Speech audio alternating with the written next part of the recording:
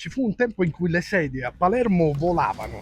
Palermo ha un'antichissima tradizione di vie collegate a vecchi mestieri, tipo via degli argentieri, via dei bottai, via dei cordai. E una di queste vie, anche se non sembra, è via delle sedie volanti.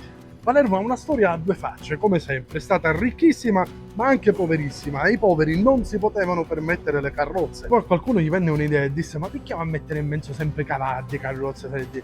Non possiamo mettere dei cristiani che portano delle carrozze. Però giustamente non è che è facile buttare una carrozza a spada, quindi si doveva trovare un modo alternativo. L'alternativa alla carrozza trainata a spalla venne fornita dalle segge volanti, le sedie volanti, che praticamente erano delle portantine trasportate da due persone, una davanti e una dietro. E dato che erano sollevate da terra di diversi centimetri, le chiamavano sedie volanti, perché a noi ce ne piaceva questo. A Palermo queste vie dei mestieri erano delle vie effettivamente dedicate a quei mestieri soltanto. Via dei materassai, per esempio, era la via dove si facevano i materassi, via dei cordai dove si facevano le corde e così via. E in questa via qui si facevano le sedie volanti, cioè in questa zona qua di Palermo si producevano tutte le sedie volanti della città. Questa è la cripta della chiesa dei Sigittari e quelle che sentite sono le voci di tantissimi siciliani che se ne sono andati e che raccontano la loro testimonianza. Potete ascoltare da qua, sentono le loro voci. Io ho avuto la fortuna di avere una guida d'eccezione, Stefania Blandeburgo.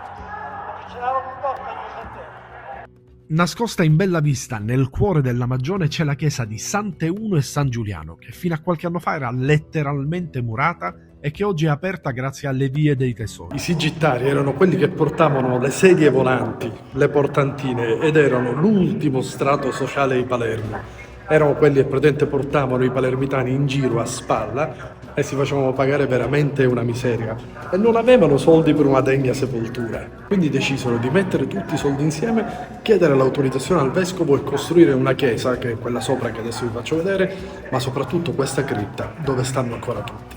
Fondamentalmente i Sigittari volevano un posto dove poter riposare per l'eternità senza dover pagare chissà cosa. E quindi una volta costruita la chiesa riposarono qua. Ci sono ancora i resti e sono tutti qua, tutti visibili.